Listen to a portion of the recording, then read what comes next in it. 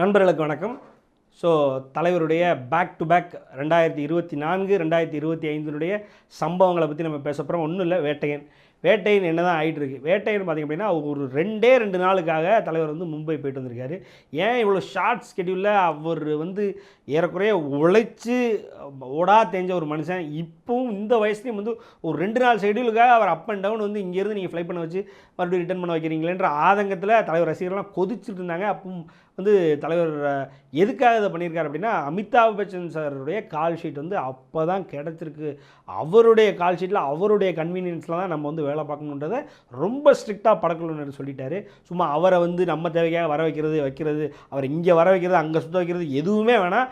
அவர் எங்கே வேணும்னு கேட்குறாரோ அங்கே மொத்த பேரும் போவோம் அப்படின்றது வந்து ரொம்ப தெளிவாக முதல்ல வந்து ஞானவேலன் டீம்கிட்ட சொல்லிட்டாரு. யார் கூப்பிட்டாலும் வரணுன்றது தெளிவாக சொல்லிட்டாரு. ஸோ அதனால் ஒரு நாள் அரை மணி நேரம்னாலும் நான் வரேன்னு சொல்லி சூப்பர் ஸ்டார் ரஜினிகாந்த் அவர்கள் இங்கேருந்து ஃப்ளை பண்ணி 2 நாள் ஷூட்டிங் முடிச்சுட்டு வந்துட்டார். இன்னும் பார்த்திங்கன்னா அவருடைய போர்ஷன் பாக்கி இருக்குது. நேற்று பார்த்திங்கன்னா பாண்டிச்சேரி போயிட்டார். அவருடைய போர்ஷன் இன்னும் 3 நாளில் முடியும் அப்படின்ற மாதிரி தெரியுது. இதுக்கு நடுவில் பார்த்திங்கன்னா செமையான ஒரு சாங், அதாவது அல்ட்ரா ஸ்டைலிஷாக இருக்கார் தலைவர். பிளாக் அண்ட் பிளாக்கில் சூப்பராக ஒரு டையோட சூப்பராக இருக்கார். அந்த ஒரு சாங்கை வந்து கோரியோ பண்ணி முடிச்சிருக்காங்க. தினேஷ் மாஸ்டர் தான் கோரியோகிராஃபின்னு சொல்கிறாங்க. ஆட்டோமேட்டிக்காக தலைவர் சும்மா வந்தாலே போதும், அவர் எதுக்கு டான்ஸ் ஆட வச்சுட்டு இன்னும் கஷ்டப்பட்டுட்டு இருக்கீங்க அப்படின்ற மாதிரி, அவர் சும்மா வந்து பாடல் அழகாக அமைஞ்சால் போதும். அது இருக்காப்புல அனிருத், நம்மளால் நம்ம தம்பி போட்டு நொறுக்கிடுவாப்புல. அப்போ அப்படிங்கும்போது அனிருத்தினுடைய அந்த இசையில் சூப்பர் ஸ்டார் ரஜினிகாந்துக்கு இந்த படத்தில் ஒரு பாடலும் இருக்குங்கும் பொழுது அது உண்மையிலே அதில் வந்து அமிதாப் பச்சனும் இணைகிறாரு அப்படின்ற மாதிரிலாம் சொல்கிறாங்க. அது உண்மையாக இருக்கும் பட்சத்தில் அது சூப்பராக இருக்கும். அந்த பாடல் வந்து உண்மையிலே கண்டிப்பாக எல்லாரையும் வசீகரிக்கும் அப்படின்றதுல எந்த மாற்று கருத்தும் இல்லை. அப்புறம் ராணா டகுபதி பார்த்திங்க அப்படின்னா, இப்படி ஒரு ஜேர்னரை சூப்பர் ஸ்டார் செலக்ட் பண்ணுவார் அப்படின்றது வந்து எங்கள் எல்லாருக்குமே கொடுப்பன ஒரு அதாவது ஒரு சட்டிலான ஒரு பிஸ்னஸ் ரிலேட்டட், ஒரு mafia related and crime related, business mafia and crime, இந்த மூணுமே சேருது. இந்த மூணுமே சேர்ந்து ஒரு லார்ஜர் பிக்சரில் ஒரு கமர்ஷியலாக ஒரு படம் வந்ததுன்னா எப்படி இருக்கும் அப்படின்றார். ஸோ யோசிச்சு பாருங்கள், அதாவது மக்களுக்கான பிரச்சனையும் சொல்ல வேண்டியிருக்கு. ஒரு மாஃபியா அந்த பிரச்சனை பண்ணுது, இந்த பிரச்சனை ஒரு பிஸ்னஸ் கூட லிங்க் ஆகுது, இந்த பிஸ்னஸ் வந்து எப்படி வந்து மக்களை அழுத்துது அப்படின்ற ஒரு ஸ்டோரி. இதுக்கு பின்னாடி போலீஸாக தலைவர் வந்து இதை எப்படி வந்து பிரேக் பண்ணி வெளியில் எக்ஸ்போஸ் பண்ணுறாரு, இதற்கு ஒரு ஜுடிஷியல் சிஸ்டம், அதாவது அமிதாப் பச்சன் அவர்கள் வந்து எப்படி கை கொடுக்க போகிறாரு அப்படின்றது தான் கதை. இந்த ஜேர்னரை சூப்பர் ஸ்டார் ரஜினிகாந்த் வந்து செலக்ட் பண்ணது எல்லாருக்குமே கொடுப்பணும். அதில் வந்து எனக்கு வந்து ஜாக்பாட் அப்படின்றார் ராணா டகுபதி அவர்கள். ராணா டகுபதி அவர்கள் சொல்லும் பொழுது, இந்த படம் வந்து இதுவரைக்கும் வந்து சூப்பர் ஸ்டாரை நீங்கள் பார்க்காத ஒரு கல்ட் கிளாசிக் ஆங்கிளில் வரும். ஆனால் அதே நேரத்தில் சூப்பர் ஸ்டாரோட எலமெண்ட்ஸும் இல்லாமல் இருந்தால் அவருடைய ஃபேன்ஸுக்கு பிடிக்காது. அதனால் அவருடைய எலமெண்ட்ஸையும் சேர்த்துருக்கோம் அப்படின்னு சொல்லி செமையான ஒரு இன்ஃபர்மேஷன் எடுத்து கொடுத்துருக்கிறாரு. அதுபோக பார்த்திங்கன்னா அடுத்து இன்னும் ஒரு 6 நாட்கள், அதாவது இன்னொரு 10 நாட்கள் மேக்ஸிமம், 6லேருந்து 10 நாட்களுக்குள்ளே ஃபகத் ஃபாசிலுடைய தெளிவான ஒரு இன்டர்வியூ வருன்ற மாதிரி எதிர்பார்த்துக்கிட்டு இருக்கோம். ஒரு பெரிய சேனல் வந்து யூடியூப் சேனல் தான் அவங்க வந்து ஐ பண்ணியிருக்காங்க. ஸோ ஃபகத் ஃபாசிலோட இன்டர்வியூ வருது அப்படின்ற மாதிரி ஒரு இது இருக்குது. ஸோ அதில் எந்த இன்ஃபர்மேஷன் இருக்குது அப்படின்றத பார்க்குறதுக்கு உண்மையிலே இன்னும் எக்ஸைட்டடாக இருக்குது. அதுக்கப்புறம் தானே இருக்குது நான் ஆடியோ லான்ச் இருக்குது, தலைவர் ஆடியோ லான்ச்சுக்கு மைக்கை பிடிக்கும் பொழுது எவன் காலில் விழ போகிறான், எவன் கதற போகிறான்றதெல்லாம் இனிமேல் தானே இருக்குது. அதுக்கப்புறம் அமிதாப் பச்சனும் தலைவரும் ஒரே மேடையை ஷேர் பண்ண போகிறாங்க. அந்த மேடையை ஷேர் பண்ணி அது எப்படிப்பட்ட மேடை, எவ்வளோ பிரம்மாண்டமான மேடை ஆக பொழுது, அது சென்னையில் நடக்க போதா இல்லை மும்பையில் தலைவர் அவருக்காக அமிதாப் பச்சனுக்காக அங்கே போக போகிறாரா, ஆக மொத்தம் இது வந்து ஒரு பேன் இண்டியன் ஃபிலிமுக்காக எல்லா அம்சங்களும் நிறைந்த ஒரு படம் நம்ம சொல்லிக்கிட்டே இருந்தோம். நம்ம ஐ பண்ணிட்டு இருக்கிறது கூலி. ஆனால் இதுவுமே வந்து படம் ரொம்ப ஜெயிலர் அளவு கிளிக் ஆகிடுச்சுன்னா இதுவுமே 1000 கோடிக்கான எல்லா சாத்தியக்கூறும் இருக்குன்னு நம்ம பேசியிருக்கோம். பார்க்கலாம், கடவுள் வந்து முடிவு பண்ணணும். சூப்பர் ஸ்டாரே சொன்ன மாதிரி அவர் படமாகவே இருந்தாலும் படம் நல்லா இருந்தால் தான் ஓடுன்னு சொல்லியிருக்காரு. அதே மாதிரி எப்படி படம் வரப்போகுது, அந்த படத்தோட எக்ஸைட்மெண்ட் நாளுக்கு நாள் கூட்டிகிட்டு இருக்கிறதுல எந்த ஒரு மாற்று கருத்தும் இல்லை. 2 பேரும் பார்த்திங்க அப்படின்னா ஏதோ 2 பேர் சேர்ந்து ஒரு ஃபோட்டோ, அது கிட்டத்தட்ட இணையத்தில் highest viewed photo of the டேவாக இருக்கும். அப்படி இணையம் முழுக்க அந்த ஃபோட்டோ தான் சுற்றிட்டு இருந்தது. அவங்க டிஸ்கஸ் பண்ணுறதும் வைக்கிறதும், தலைவருடைய எதிரிகள் பாருங்கள் அமிதாப் பச்சனை வச்சு தான் படத்தை ஓட வைக்கிறாருன்னு இப்போவே கதறதும், அதெல்லாம் கேட்கவே இன்பமாக இருக்குது. அப்படியான ஒரு லார்ஜஸ்ட் ஸ்கேல் மூவியாக வரப்போது. ஞானவேல் கரெக்டாக கிளிக் பண்ணிட்டாருன்னா அவர் வந்து நெக்ஸ்ட் பேன் இண்டியன் டேரக்டராக வர்றதுக்கான எல்லா வாய்ப்புகளும் இருக்குது. இது வேட்டையன் இப்படியாக போயிட்டு இருக்கும்பொழுது கூலி தான் சொல்கிறேன் இல்லையா, உலகத்தின் மிகப்பெரிய தமிழ் படமாக அமைப்பது அதில் எந்த மாற்று கருத்தும் இல்லை. 5 மாநிலத்தினுடைய மிகப்பெரிய ஸ்டார்ஸ் உள்ள இணைய போகிறாங்க. எல்லாத்தையும் நம்ம பேசிட்டோம். அதில் பல சூப்பர் ஸ்டார்ஸ் இணைய போகிறாங்க. படம் வந்து நம்ம நினைக்கிற தமிழ் ஸ்டார்ஸ்லாம் பார்த்திங்க அப்படின்னா படத்தில் கொஞ்ச நேரம் தான் வந்துட்டு போகிறாங்க.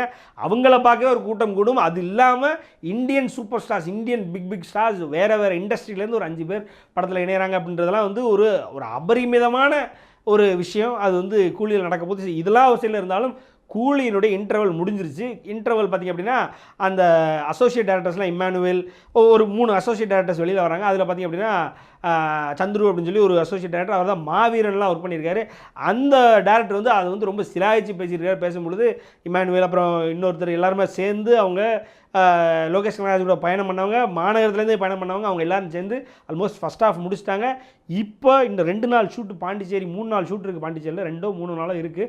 அது முடித்ததோட தலைவருக்கு வந்து வேட்டையனோட அவருடைய போர்ஷன் முடியுது.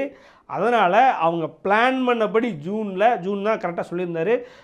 ஆல்மோஸ்ட் ப்ரீ ப்ரொடக்ஷன் ஒர்க் வந்து ஸ்டார்ட் பண்ணி ஜூன் எண்டில் கூலியினுடைய ஷூட்டிங் ஆரம்பிச்சிடும். கூலியினுடைய ஷூட்டிங் ஆரம்பித்ததுக்கப்புறம் தமிழ் சினிமாவில் எதிர்பார்ப்பும் கூலியாக மாறுறதுக்கான எல்லா வாய்ப்புகளும் இருக்குது. ஸோ ஏன்னா என்ன நடக்க போகுது, என்ன ஏது, அது எல்சியில் வராது, தனியாக பண்ண போகிறோம். அது வந்து பார்த்திங்கன்னா டைம் பேஸ்டு ஸ்டோரியா, இல்லை திருட்டு பேஸ்டு கதையா, இல்லை கடத்தல் பேஸ்டு கதையா, என்ன சொல்ல வராங்க. அதே நேரத்தில் இந்த இளையராஜா கான்ட்ரவர்சின்னு எல்லாமே அந்த படத்துக்கு வந்து அல்ட்ரா ஹைப்பை கொடுத்து வச்சுருக்கு. இது போக தலைவர் வந்து என்ன பண்ண போகிறார், தலைவர் வந்து சும்மா வந்தாலே நல்லாயிருக்கும். இதில் வில்லனாக வேறு வரப்போகிறாரு, வில்லனாக வந்து எவனை போட்டு அடிக்க போகிறாரு, என்ன யோசிச்சு பாருங்கள். எந்திரன் அப்படி போய்ட்டுருக்கும் படம். அதை வந்து 3 மடங்காக அதோட என்ன சொல்கிறது ஒரு ரேஸ் பண்ணி விடும். எதுனா தலைவருடைய வில்லத்தனம். தலைவருடைய வில்லனாக மாறினதுக்கப்புறம் நமக்கே பயம் வருன்ற அளவுக்கு மாறிடும். அப்போ தலைவர் ஒரு படத்தில் ஃபுல்லாக ஏதோ ஒரு வில்லனிசம் காட்ட போகிறாரு அப்படின்னா எப்படி இருக்கும், என்ன எதுன்றதை கண்டிப்பாக வந்து வெயிட் பண்ணுறதுக்கு உலக மக்கள் அனைவரும், தமிழ் தெரிந்த, தமிழ் சினிமா அறிந்த அனைவரும் வெறித்தனமாக இருக்கிறாங்க. அதில் நீங்களும் வெறித்தனமாக இருப்பீங்கன்னு தெரியும்.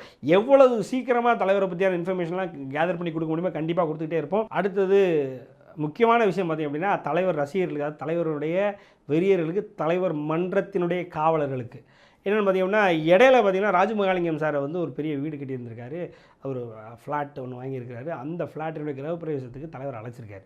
தலைவர் வந்து போகலை, ஆனால் கண்டிப்பாக உங்கள் வீட்டுக்கு நான் வருவேன்னு சொல்லியிருக்காரு. சொன்ன வார்த்தையை காப்பாற்றவில்லை தலைவர். அதனால் வந்து ராஜமகாலிங்கம் சார் அவருடைய வீட்டுக்கு ஃபுல்லாக போய் ஒரு விசிட் பண்ணிவிட்டு பார்த்துட்டு வந்திருக்காரு. அந்த வீடியோவே அவ்வளோ தத்ரூபமாக, அவ்வளோ ஆத்மார்த்தமாக இருக்கும். சரி, இதில் என்ன ஒரு இன்ஃபர்மேஷன் இருக்குது, எல்லாருக்கும் தெரிஞ்சது தான். ராஜமகாலிங்கம் சார் தான் தலைவருடைய ரஜினி மக்கள் மன்றம் ஆரம்பிக்கும் பொழுது நம்மளெல்லாம் வந்து கண்டிப்பாக அரசியலில் சாதிப்போம் நம்ம நினைக்கும் பொழுது, அந்த ஒரு மன்றம் ஆரம்பிக்கும் பொழுது அவர் தான் வந்து அந்த மன்றத்தினுடைய மூத்த காவலராக, அதாவது ஒரு கண்ட்ரோலராக அவரை தான் போட்டாங்க. அதுக்கப்புறம் அவரை எடுத்துட்டாங்க. பட் அவரை போடும் பொழுது பார்த்திங்க அப்படின்னா ரொம்ப வேகமாக, அதாவது ஏற்கனவே தெரியும் தலைவர் ரசிகர்கள் எவ்வளோ வேகமாக, எவ்வளோ ஆக்ரோஷமானவர், எவ்வளோ வயலண்ட்டானவங்கன்னு தெரியும்.